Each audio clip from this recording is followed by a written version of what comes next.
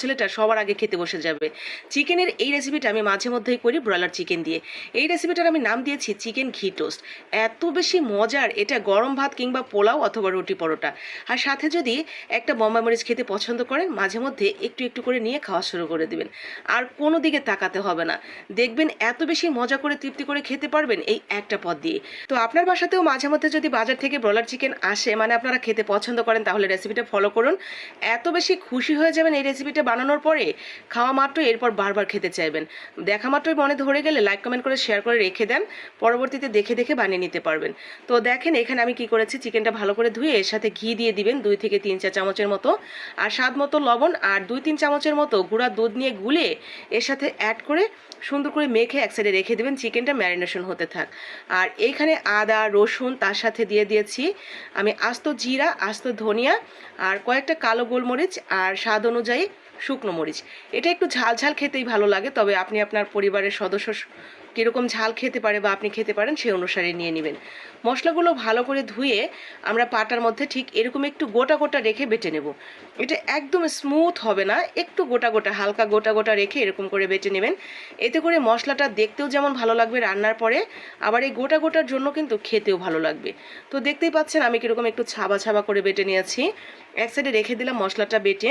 এরপরে আমরা কড়াইতে তেল দিয়ে দিয়েছি সয়াবিন, তার মধ্যে কিন্তু আমি একটু ঘিও মিশিয়েছি, এখানেও 2-3 চামচের মতো, চা চামচের ঘি মিশিয়ে দিবেন। এরপরে প্রথমেই গরম মশলাটা ফোড়ন দিয়ে এরপরে পেঁয়াজটা দিয়ে দিবেন যতটুকু দিতে চান। আমি এখানে দিয়েছি বড় সাইজের 4টা পেঁয়াজ। পেঁয়াজটা একদম লাল লাল বেরেস্তা হয়ে আসলে তারপরে যে প্রথমে চিকেনটা আমরা রেখে দিলাম, সেই চিকেনটা দিয়ে এইভাবেই আমরা বেশ কিছুক্ষণ অল্প আছে আস্তে আস্তে এই ঘিয়ের উপরে ভাজা ভাজা করে নেব। আপনি এই সম্পূর্ণ রান্নাটা ঘিতেও করতে পারেন যদি স্ট্রং ঘির ফ্লেভার পছন্দ করেন। তবে আমি এবং আমার বাচ্চারা কেউই খুব একটা স্ট্রং ঘির ফ্লেভারটা পছন্দ করি না, এটা হালকা মিষ্টি একটা ফ্লেভার থাকলেই ভালো লাগে। যার কারণে কিন্তু আমি পুরোটাই ঘি ব্যবহার করিনি, সয়াবিন তেলের সাথে মিশিয়ে দিয়েছি। তো আপনি চাইলে এভাবেও দিতে পারেন অথবা পুরো রান্নাটা ঘিতেও করতে পারেন। তো ঘির উপরে দেখেন, তেল ঘির উপরে এইভাবেই আমরা চিকেনটা ঠিক এইভাবে ভাজা ভাজা করে নেব। অতিরিক্ত ভাজাও হবে না, বাট সব কিছু সুন্দর মতো দেখেন এই যেরকম। তো এরপরে যে বাটা মশলাটা আমরা বেটে রেখেছিলাম সেই বাটা মশলাটা অ্যাড করে দিব।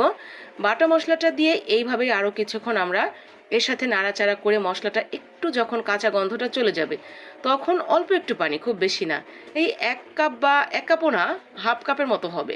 তো অল্প সামান্য একটু পানি দিয়ে দিবেন যাতে এই মশলার ফ্লেভার এবং মশলার স্বাদটা সব কিছু ঢুকতে পারে চিকেনের মধ্যে, অতটুকু।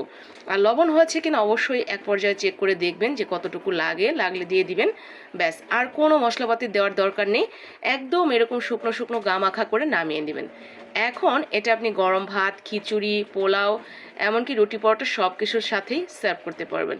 এত মজার এই চিকেনটা, আপনি একবার হলেও বানিয়ে দেখেন আমার উপর বিশ্বাস রেখে। এত বেশি পছন্দ করে আমার বাসার প্রত্যেকে। তো দেখা মাত্র যদি মনে হয় যে এটা আমাকে বানিয়ে খেতেই হবে, বেশ লেগেছে দেখতে, তাহলে এক্ষুনি কাজে লেগে পড়ুন। দেখুন বাসায় চিকেন আছে কিনা, খেয়ে কিন্তু জানাবেন।